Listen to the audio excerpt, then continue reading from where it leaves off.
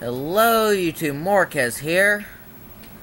And I'm going to be starting my new Let's Play now of Kirby's Return to Dreamland. This is take 2. Now that I figured out exactly how to work my problems with all this, I'm probably going to be playing this by either ear or whatever. But this will be 100%. I will be 100%ing this game. There's no question of that. Cute little intro here. Waddle Dee. First 4-player Kirby game I can think of. I mean, there have been 2-player games before, but they haven't been all that good. So let's get this thing started. I'm going to be starting a new file.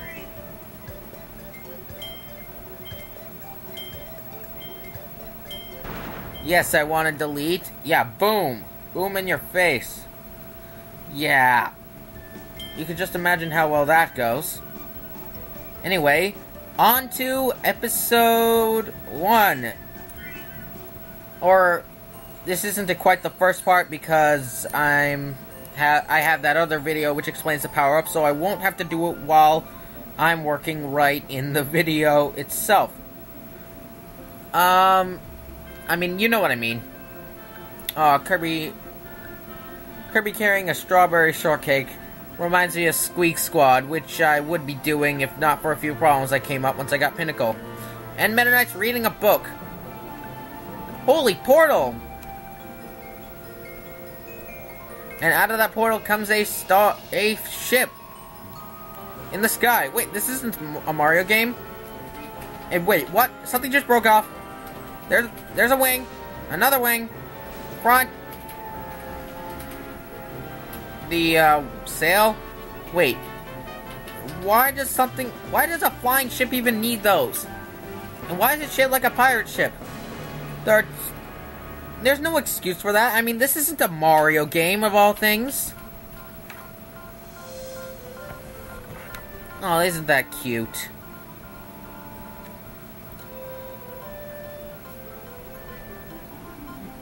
Wow. Oh, a little blue alien. Well, at least brown with a blue coat. His eyes are yellow. Oh my god, he's evil. Oh, he lost his gears and balls. And parts of his ship. And the happy look in his face. Like he ever had it. It's like... And Kirby decides to be selfless, although he's not that way when he eats. And he magically gets stars out of his armpit and agrees to help. King Deity, Waddle Dee, and surprisingly Meta Knight are stupid enough to do it when they're not going to get anything in return. And the pieces of the ship are in different parts. If you hear someone laughing, that's my father in the background.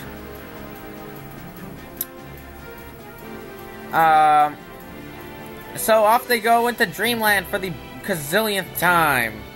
Morkez rocks! Thank you. Now will you please not add anything? It's bad enough. And we're now going to start the first level of this game. Here we go. Cookie Country. This is the first world. I'm going to be playing this solo. I may use more than one remote.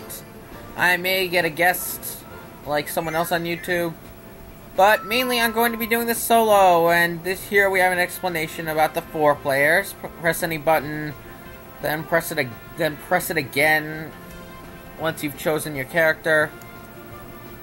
And hold the minus button to quit out. It's pretty good.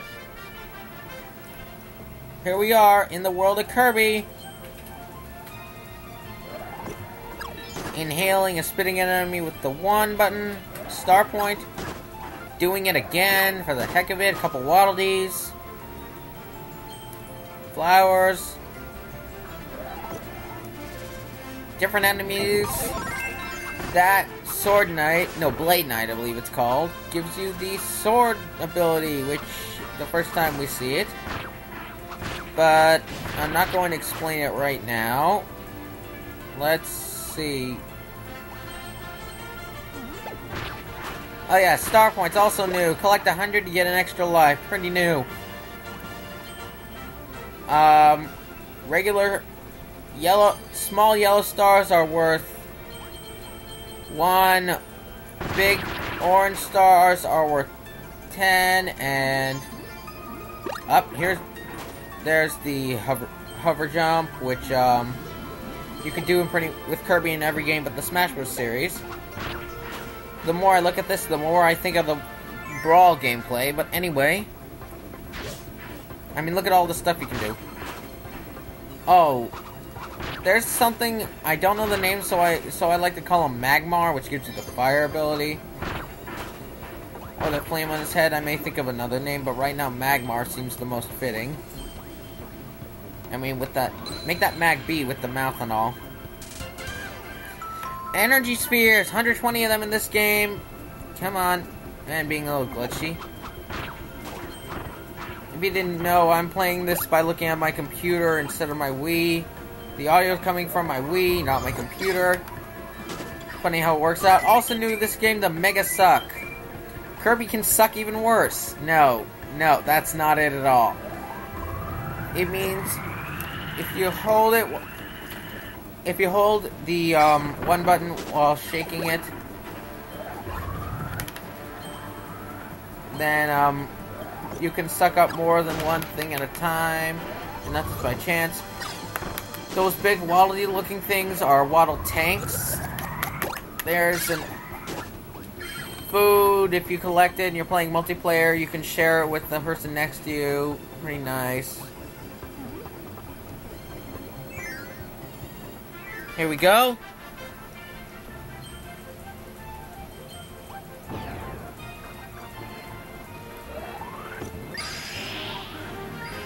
Also new to this game, super ability.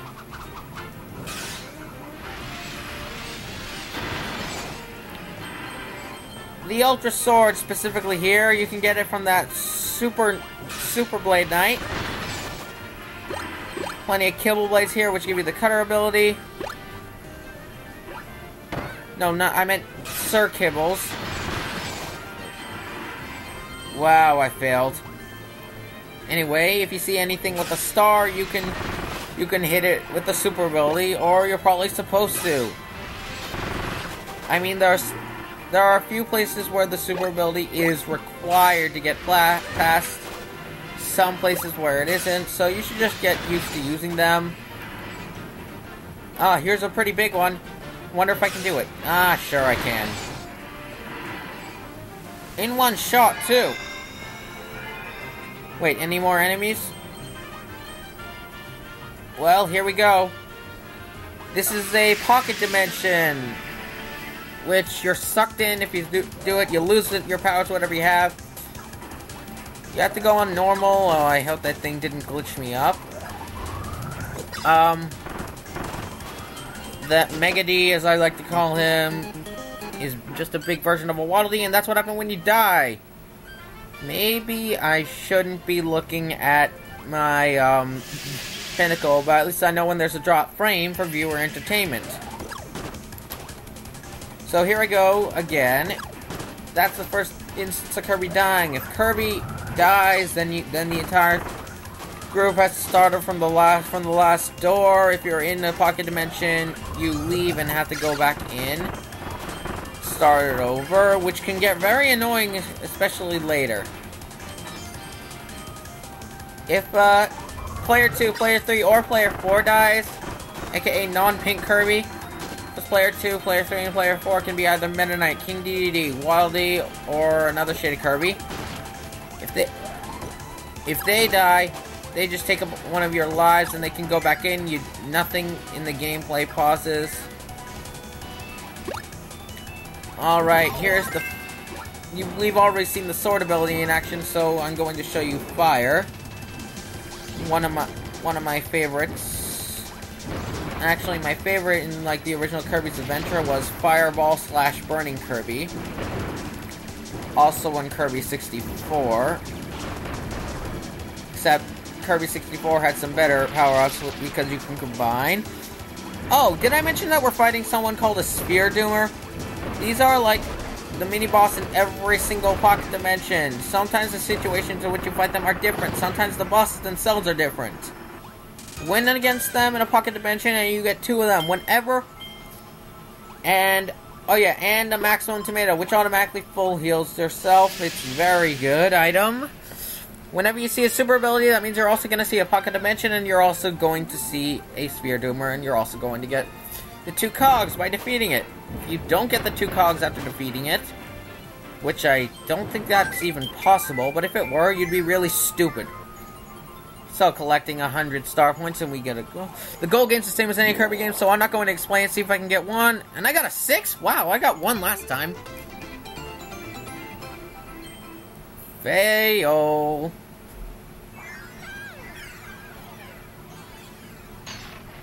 Cute little effect. As we're going to go on to stage 2 in this episode, I have plenty of time. I think. Anyway, new enemies! Again, I don't know their names, so I'm just gonna call them off the name of the Pokemon they're most similar to, which in this case is the Pokemon Skiploom. A new power-up to this game in the Kirby series, make that, I think, anyway. You can correct me if I'm wrong, I'll probably just ignore it, but you can correct me nonetheless. Leaf Kirby! Kirby used Leaf Tornado. Kirby's not a Snivy. Kirby failed. All those wallabies and another one of those things. Yeah, it really slows your moment, so I wouldn't recommend it. Oh yeah, I'm probably not going to mention this later, but probably the second best shield in the entire game is one you can do with it. Here, it's the Leaf Guard. Completely immune to damage, and you actually do damage on your way out. And that's only the shielding thing. I mean, if you're like Stone Kirby or something, which is also in this game, you have the best shield because you can't be damaged whatsoever, and you don't have to hold the button the entire time. It's a really cheap way to get past bosses, but hell, with 2 or 3 exceptions, like instance, as an instance, or maybe I'm even including the after game, it's probably the best way. First instance of the cutter ability. Nice. I keep forgetting that I haven't made that video yet, which explains all the power-ups, but you've probably already seen it. Because this video will not be released until I kill a Skiploom, kill a Boingy thingy. I'm not sure, but I think those guys are either called Springies or Boingies or something like that. Also, one thing associated. You'd think it would be associated with the, what's it called? With the sword ability, but it's not. That is the move. Final Cutter, which I just used. You fail, Waddle-Dee. I'll kill you because you fail. Survival of the unfailest. Now, you think by now we should have gotten something like, I don't know, our first energy sphere, or whatever those things are called. Yeah, energy spheres. Right? Wrong. They're not here yet. They'll appear a bit later. Held items, such as the cannon here. Very useful. Helped you get past those bricks. It's one of the, like, 6, I think, held items within this entire game. Get used to it. They can break these. They're one of the items that can break down those bricks. Not the only one. Not the only thing that can break it, but probably the most prominent, because it's kind of meant to. Let's go in that door, and time for the next power-up. Needle, or perhaps I should say Noodle Kirby. Okay, killing that Cappy, killing that Weedle. Another Pokemon reference, for an enemy I do not know. A Cappy, I'm surprised that's it, because the thing I can most remember when it comes to Cappies is Kirby Right Back At Ya, which is, I might add, a pretty good show. Cappies were the good guys in here. Here, they're completely bad guys. I mean, if they were like that for every enemy, it would be a pretty boring show.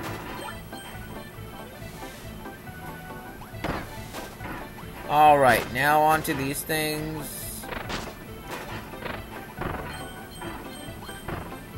And here we go. This first one's kind of locked up in a tree. Make that the second, because we got the first one before. I don't remember quite where, but we got it. First instance of Beam Kirby. Hold on, I'm gonna mute this part. Never mind, it was a false alarm. First mini-boss in this game is Gigantedge. He's a sword-based enemy, which are usually pretty pathetic, just like this guy. Energy attacks and kaboom, he's dead. There we go, last one. Just head there, cut the rope, cut the cheese, cut your face, stuff like that. Now I'm going to collect the burgers and fries. We meet a restaurant in Kirby games. And here we go again. I'm going to look at the Wii for this one. 3. Yeesh. I'm really failing compared to last time. Anyway, I hope you enjoyed this first episode. I'm going to be continuing this LP. And next episode, we will be covering the next 2 stages and probably the boss. Well, maybe, maybe not. I'll see you then, where we take on World 1-3. Make that Stage 1-3. As I end with a tornado. Whoopee!